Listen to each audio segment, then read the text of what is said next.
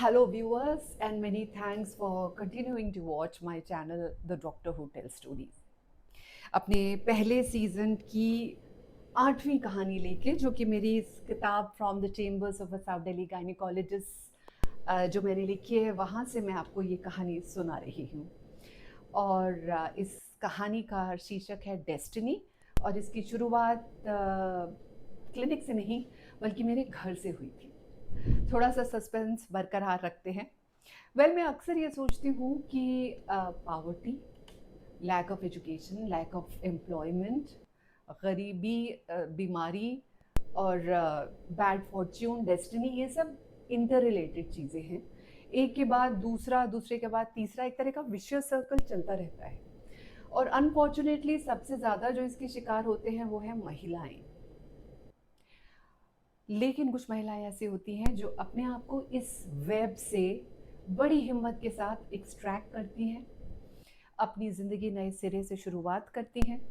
उसमें चाहे कितनी भी उन्हें जद्दोजहद करनी पड़े, कितनी भी हार्डशिप्स का सामना करना पड़े, वो बहुत बहादुरी से उसका सामना करती हैं और अपनी ज़िंदगी को बेहतर बनाती हैं। ऐसी महिलाओं के लिए, ऐसी लड़कियों के लिए मेरा सल्यूट। उनके लिए जान भी हाजिर है। उनको जिस भी तरह की मदद चाहिए मुझे देने में बहुत खुशी होगी। मेरी आज की कहानी भी ऐसी ही एक लड़की की कहानी है। हमारे घर में बहुत साल पहले की बात है, एक पार्ट टाइम क्लीनर आती थी। उनका नाम था मुन्नी। मुन्नी वैसे तो मिडिल एज्ड वूमन थी, लेकिन उन्हें सब मुन्नी मुन्नी कह के बुलाते थे। मैं उनका थोड़ा लिहाज करती थी, उम्र ज़्यादा थी उनकी, और उनके 5 बच्चे थे। 4 बच्चे तो उनके बड़े-बड़े थे, यानी कि एक उनके लड़के की शायद शादी भी हो चुकी थी, और एक और लड़की की शादी हो चुकी थी। एक लड़की शायद उनकी डिवोर्स थी, या it was a failed marriage. और धीरे-धीरे एक और लड़की जो उनकी थी, उसकी शादी के लिए वो ढूँढ रहे थे रिश्ता, लेकिन अम, उसको सुनने में कोई कुछ प्रॉब्लम थी, तो वो घर पे ही रहती थी। ये सब बच्चे जब अपने टीन्स में पहुंचे थे, तब मुन्नी और उनके हस्बैंड बीर सिंह, जो मेवात रीजन से आते थे, उनकी एक और बच्ची होती है, 5वीं बच्ची। अब बड़े बच्चों में और इसमें बहुत गैप था। ना केवल गैप था, बल्कि उनकी फिजिकल अपीयरेंस बड़े बच्चों से बिल्कुल अलग थी। अब मुन्नी और बीर सिंह दोनों ही साधारण शक्लो सूरत के थे, रंग भी सांवला था। तो जब ये बच्ची पैदा होती है, जिसका नाम वो बबीता रखती है, ये बच्ची बहुत गोरी चिट्टी, उसके बाल भी गोल्डन, और उसकी आंखें भी, उसका आइरिस का कलर ब्राउन था। तो सब लोग उसे भूरी भूरी कहकर बुलाते हैं। अब वो एक कॉन्ट्रास्ट के तौर पे नज़र आ जाती थी, क्योंकि मुन्नी जहाँ भी जाती थी काम करने, वो अपने साथ उसको लेके जाती थी, और सब लोग पूछते तुम्हारी बच्ची है ये। और ग्रेप फाइन ये थी कि फलाने ब्लॉक के फलानी फ्लोर पे रहने वाले फलाने mister so and so had sexual relationship with Munni, and Munni is actually his daughter. बहुत ज़्यादा गॉसिप में नहीं जाते हैं, हर जो था वो मुझे पता नहीं, I can not confirm it, but बच्ची वो हमारे पास 1-2 घंटा जब भी वो आती थी तो वो खेलती थी, जो बच्चों की बुक्स होती थी उसको पढ़ती थी, ठीक ठाक इंटेलिजेंट, ठीक ठाक थी, पढ़ाई में बढ़िया थी। उसको हम कपड़े देते थे, वो इतनी प्यारी थी कि सबका मन करता था उसको पैम्पर करने के लिए। 6-7-8 साल तक तो वो आती रही, फिर आई थिंक प्यूबर्टी के बाद से उसने आना बंद कर दिया। और धीरे धीरे मुन्नी भी कम आने लगी, बिकॉज उनको आर्थराइटिस थी, और वो बहुत ज़्यादा काम नहीं कर सकती थी। तो पहले अगर उनके पास 8 घर थे तो फिर 6 हुए, 6 हुए तो फिर 4 हुए, और उसके बाद फिर उन्होंने हमारा काम भी छोड़ दिया, 1 या 2 घरों में वो जाती थी। एक दिन पता चला कि मुन्नी को 9वीं क्लास के बाद, सॉरी, भूरी को 9वीं क्लास के बाद मुन्नी ने स्कूल से हटा दिया है, उसकी एजुकेशन बंद हो गई है, पढ़ाई लिखाई बंद हो गई है, और वो उससे चाह रही हैं कि ये मेरे साथ क्लीनिंग का जॉब करे। क्योंकि वो नहीं जा पा रही थी, बट मुन्नी ये भी नहीं चाहती थी कि उनकी बेटी अकेली रहे क्योंकि बहुत छोटी थी। तो और भूरी ने भी मना कर दिया था कि मैं ये काम नहीं करूँगी। तो उसके बाद कुछ साल बीत जाते हैं, हमें नहीं पता भूरी का क्या होता है। एक दिन मुन्नी का फ़ोन आता है, मैडम भूरी का रिश्ता कर दिया मैंने, आप लोग आना। भूरी का रिश्ता? वेट अ मिनट, भूरी तो बहुत छोटी नहीं होगी? आई स्टार्टेड काउंटिंग, है अभी 2 साल पहले तो वो 9वीं क्लास में थी, बहुत छोटी होगी वो, she must not even be a major. अब जब ये लोग बुलाते हैं आप लोग आना, तो वो ऑब्वियसली फाइनेंशियल हेल्प चाह रहे होते हैं, विच इज़ फाइन। तो हमने एक एनवेलप अपने ड्राइवर के साथ भिजवा दिया। ड्राइवर ने मुझे आके बताया और मैं हैरान रह गई कि उस लड़की की शादी तो उन्होंने एक अधेड़ उम्र के आदमी से कर दी है। और मैडम वो बहुत रो रही थी बच्ची, और बिकॉज हम सब उसको बहुत अफेक्शनेटली एज अ किड उसको डील करते थे। अब मुझे बड़ा बुरा लगा, बट हर हर बात में तो एक्टिविज्म का झंडा लेके आप खड़े नहीं हो जाते। कुछ चीज़ों पे आपका कंट्रोल होता है, कुछ चीज़ों पे नहीं होता। तो बात आई गई हो गई, शादी उसकी हो गई। 3-4 महीने के बाद फिर से मुन्नी का फ़ोन आता है। कहती है मैडम भूरी आ रही है तुम्हारे क्लिनिक पर और उसको देख लेना, पैसे नहीं है उसके पास तो ज़रा देख लेना। भूरी क्लिनिक पे आ रही है, ओके। भूरी आती है, साथ में उसका हस्बैंड, जो कि हस्बैंड लग नहीं रहा था, उसका फादर लग रहा था। उसका नाम है प्रहलाद सिंह, वो भी आता है। और फिर हम उसको एग्ज़ामिन करते हैं, तो मेरी असिस्टेंट बताती है कि इसका टेम्परेचर बहुत हाई है, बुखार है इसको, और अजीब तरह का वजाइनल डिस्चार्ज है। तो हम उसको एग्ज़ामिनेशन रूम में ले जाते हैं, और जो मैं अपने एग्ज़ामिनेशन फाइंडिंग में जो पाती हूँ उस चाइल्ड वुमन की एग्ज़ामिनेशन पर, वो that can put a mankind to shame. Bhuri, जिसका बॉडी अभी शादी के लिए तैयार नहीं है, सेक्सुअल इंटीमेसी के लिए तैयार नहीं है, she has vaginal laceration, she has bite marks, she has nail marks, she has bruises जो शायद उसको धक्का देने में या थप्पड़ मारने में किस तरह से हुए हैं, and she is running high grade temperature, she has pelvic infection। Amazing, कैसे किया इस आदमी ने ये।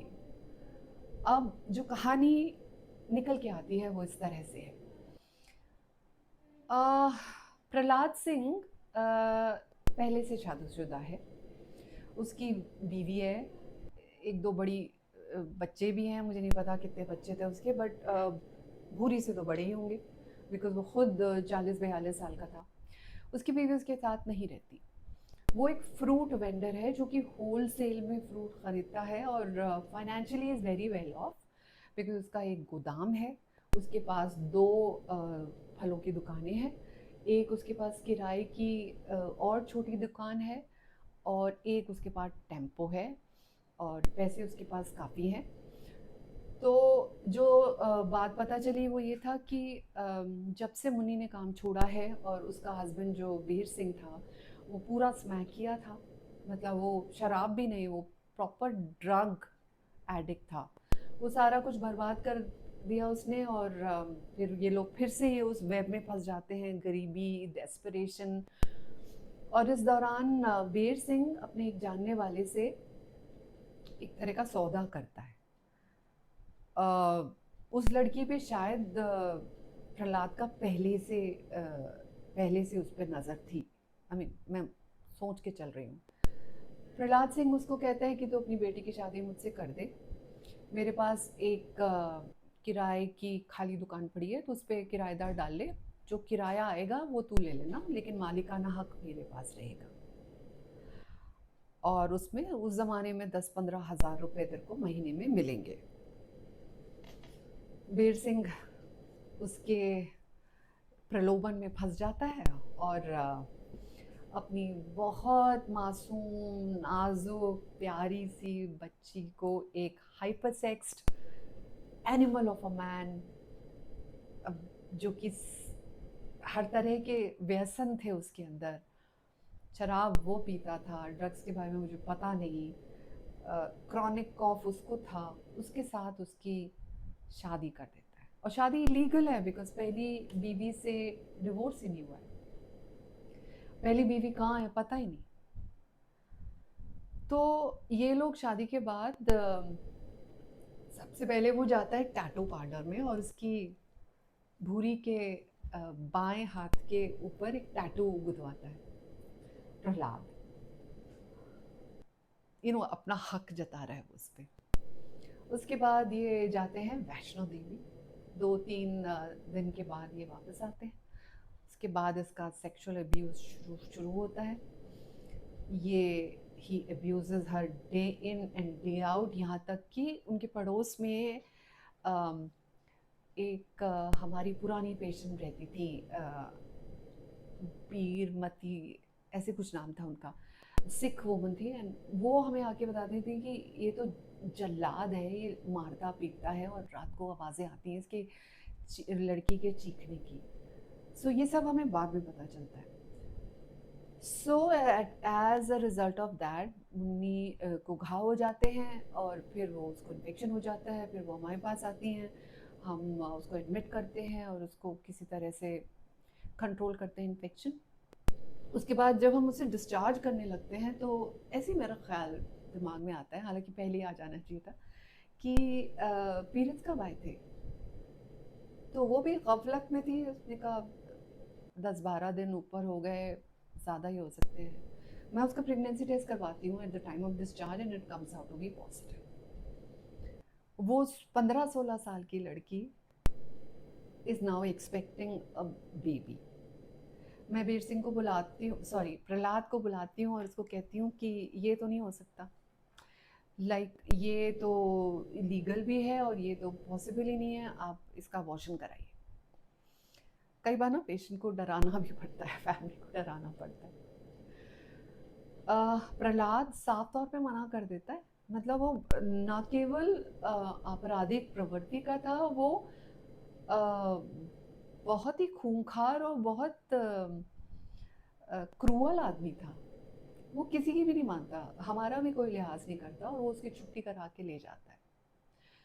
हमारा स्टाफ फिर से कहता है यार मैडम देखो कितनी प्यारी बच्ची किस के हाथ में पड़ गई, जानवर है ये। पर बात आई गई होती है, हम भूल जाते हैं। उसके बाद 2-3 साल बीत जाते हैं, हमारे पास वो नहीं आते। वो जानबूझ के, उसे पता है कि ये जो है फिर से मुझे डांटेंगे, तो वो नहीं लाता हमारे पास। और लेटली मुन्नी का भी मेरे पास कोई फ़ोन या मैसेज नहीं आ रहा है, पता नहीं कैसी है, काम तो छोड़ के बैठी थी। अब एक दिन हमारे क्लिनिक में पुलिस आती है और साथ में वो उसका हस्बैंड भी है, भूरी का हस्बैंड प्रहलाद। और वो कहते हैं कि मेरी बीवी आई है यहाँ पे। तो हमने तो भूरी को बहुत दिनों से देखा ही नहीं, तो हमने कहा यहाँ नहीं आई है वो। तो बोलता है नहीं नहीं यहीं आई है, आती है, इनका रिकॉर्ड देखो। तो they try to see a record, ऐसे प्लीज़ इसका लेके आइए कोई रिक्वेजिशन, हम ऐसे अपना रिकॉर्ड नहीं दिखाते। तो उस आदमी को ना हम पे शक हो जाता है कि हम उसकी बीवियाँ आती है और हम बता नहीं रहे, जबकि ऐसा था नहीं। फिर एक दिन वो जो आंटी उसके आसपास रहती थी वो आती हैं, तो मैं उनको क्लिनिक में अपने चेम्बर में बुला के पूछती हूँ कि क्या हुआ उसका, उसका हस्बैंड तो पुलिस लेके आया था। तो बोलती है बेटा पूछो मत, उसका तो बड़ा बुरा हाल है। एक बच्ची हुई है उसके, 2-2.5 साल की है, और ये जो है उसको मारता है और बच्ची को भी मारता है और दोनों को ये तंग करता है। और जो उसने मुझे हिंट किया, मैं कंफर्म तौर पे तो नहीं कह सकती, but it seems Prahlad was abusing both his wife and the newly born in the stupor induced by alcohol. Animal of a man. पर मैं इसे कंफर्म नहीं कर सकती। मुझे सुन के बहुत बुरा लगता है, बट बहुत बुरी बुरी चीज़ें देख चुके होते हो, सुन चुके होते हो, तो आप एक तरह से इम्यून हो जाते हो, आप एक तरह से नॉन रिएक्टिव हो जाते हो। ओके, तो उसने ये भी बताया कि प्रहलाद बीमार रहता है उसको शायद टीबी है या शायद लिवर ख़राब हो गया है, और इस वजह से वो काम धंधे पे नहीं जा पाते। एक दिन मैं ILBS हॉस्पिटल है इधर, लिवर एंड बिलियरी इंस्टीट्यूट, वहाँ पे किसी काम के लिए गई थी, तो मैंने उसको देखा भी वहाँ पर, वो वेटिंग रूम में बैठा हुआ था। So it seems the alcohol had taken it's toll, he must be touching 50 years now, and उसकी हालत ठीक नहीं लग रही थी मुझे। भूरी का क्या हुआ पता ही नहीं। अ, तो एक दिन बीच में बहुत कुछ हो गया, तो कहानी का कौन सा सिरा मैं कहाँ से जोड़ूँ, ये मैं सोच में पड़ गई हूँ। तो बैकग्राउंड कहानी ये थी कि प्रहलाद के गोदाम में एक लड़का काम करता था, उसका नाम था समर अशरफ। और वैसे तो वो पॉलिटेक्निक से ट्रेन था, आई थिंक टेलीविज़न मैकेनिक था या कुछ कुछ उसने किया हुआ था, लेकिन वो फ़िलहाल जॉब ना होने की वजह से प्रहलाद के वेयर हाउस में लोडर था, मतलब मंडी से फ्रूट्स आते थे, उसको वो लोड करता था, ऑफलोड करता था, उसकी हेल्प करता था। जब प्रहलाद बीमार पड़ा तो Samar took an active role, right. तो वो दुकान पे बैठता था, वो ही डिस्ट्रीब्यूट करता था जो भी उसके फ्रेंचाइज थी, और वो उसकी फैमिली का भी ध्यान रखता था। मुझे ऐसा बताया गया, बाद में मुझे ये पता चला। समर अशरफ बहुत ही सिंपैथेटिक, बहुत ही भला इंसान था, यंग था, 25-26 साल का रहा होगा। और वो जब बच्ची बीमार होती थी भूरी की, तब उसको वो हॉस्पिटल लेके जाता था, और हर तरह से वो फैमिली की मदद करता था, तो प्रहलाद उस पर ट्रस्ट करने लगा था। As the luck would have it, Prahlad की बीवी यानी कि भूरी यानी बबीता का लव अफेयर हो जाता है समर से।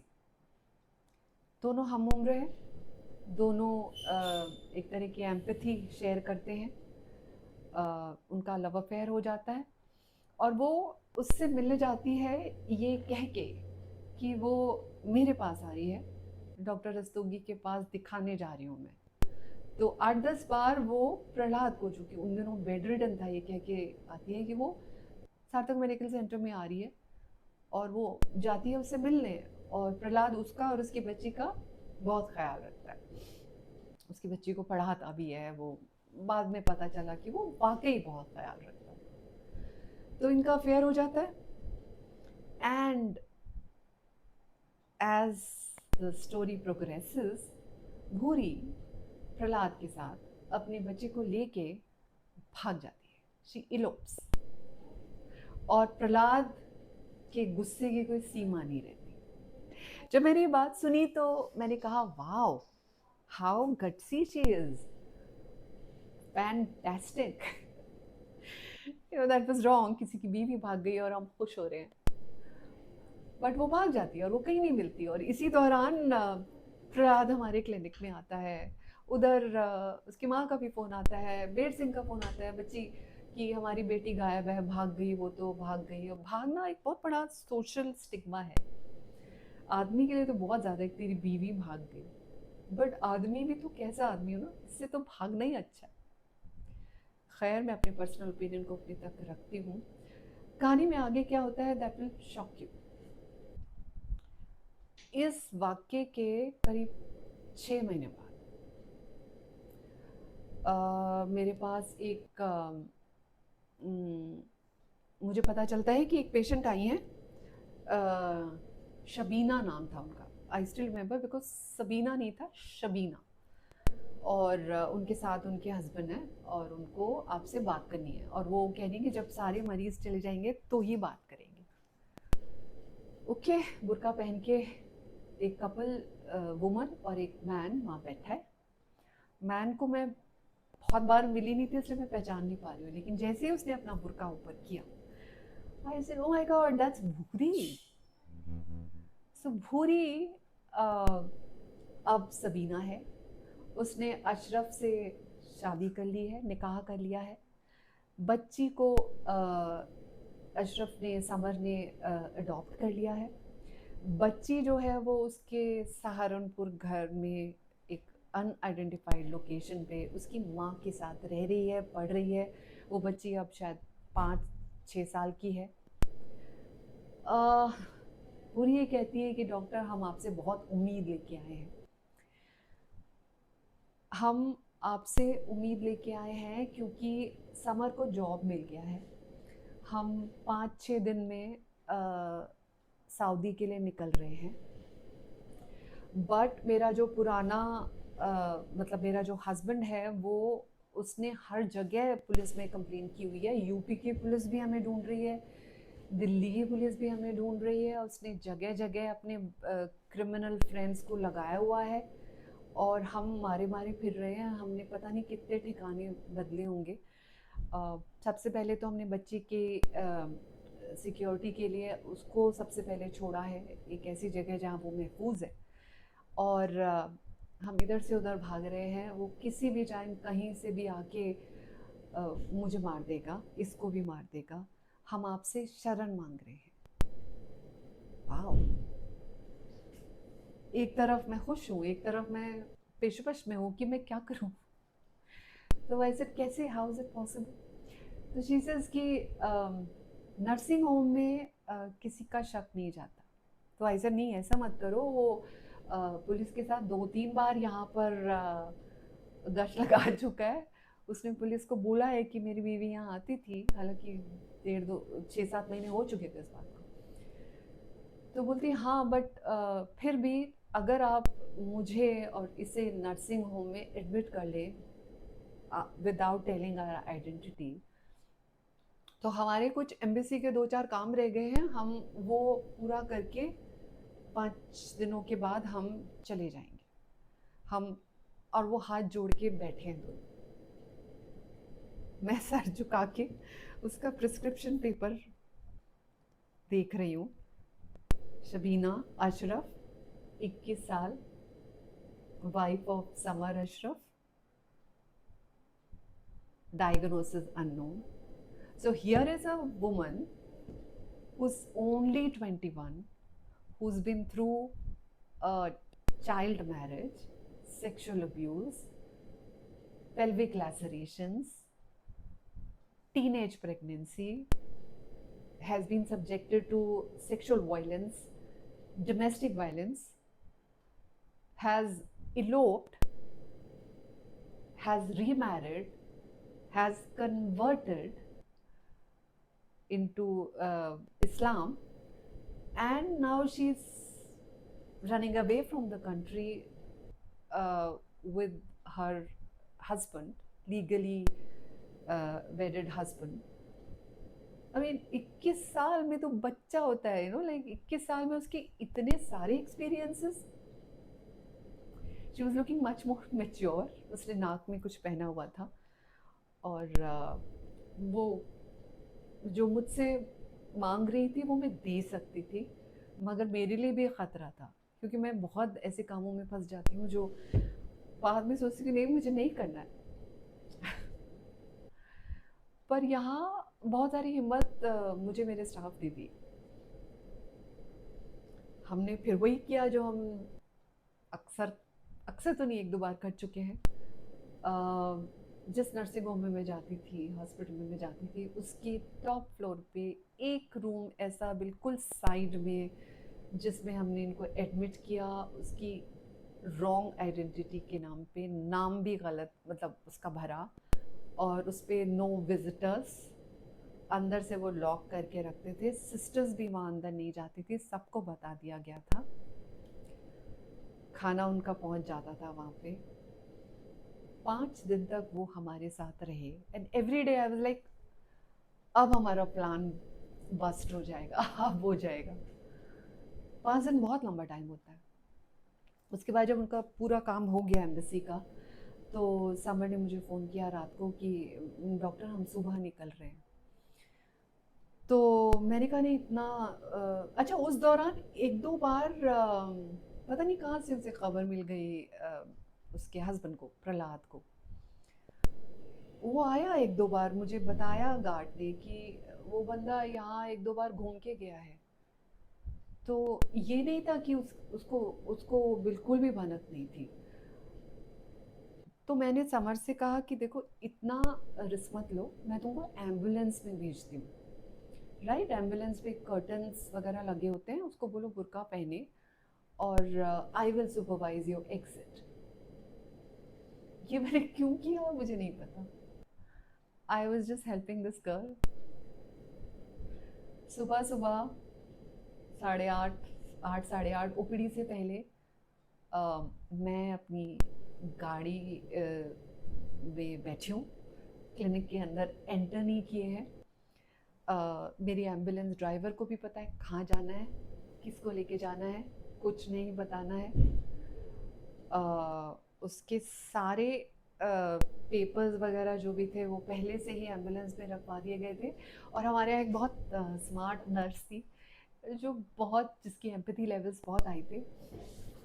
उन्होंने कंबल को मोड़ के ना उसको ऐसे दिया जैसे कि बच्चा होल्ड करके, कोई डिलीवरी के बाद कोई पेशेंट डिस्चार्ज हो रहा है। तो मतलब डाउट की कोई गुंजाइश नहीं थी। अगर सामने प्रहलाद खड़ा होता तो भी वो नहीं समझ पाता कि ये भूरी है। तो उसको बिठाया और उसने मुझे वेव किया या स्माइल किया। और उसके बाद समर बाहर आया और मेरी गाड़ी तक आया। उसने कहा मैडम मैं आपका एहसान ज़िंदगी भर नहीं भूलूंगा। मैंने कहा तुम फटाफट निकलो यहाँ से जाओ। और मुझे अंदर से शबीना ने वेव किया।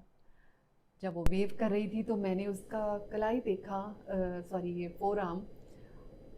प्रहलाद का जो टैटू उसने कराया था, उस पे उसने कुछ प्रोसीजर कराया था ताकि वो मिट सके, बट वो पूरा नहीं हुआ था। So the whole thing was looking as ugly as her ex-husband was, as the life has been for her, as how she was and her kid was dealt with by the society.